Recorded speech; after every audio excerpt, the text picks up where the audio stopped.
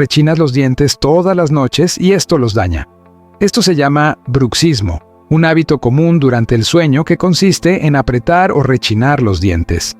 La mayoría de las personas no son conscientes de tener este hábito, que puede estar relacionado con el estrés, la ansiedad, la maloclusión o deficiencia de calcio. Con el tiempo, puede causar daños graves como desgaste del esmalte y daño en los tejidos periodontales, e incluso dolor en la articulación mandibular y dolores de cabeza. Los dentistas suelen encontrar señales como grietas, bordes astillados o dientes más cortos de lo normal.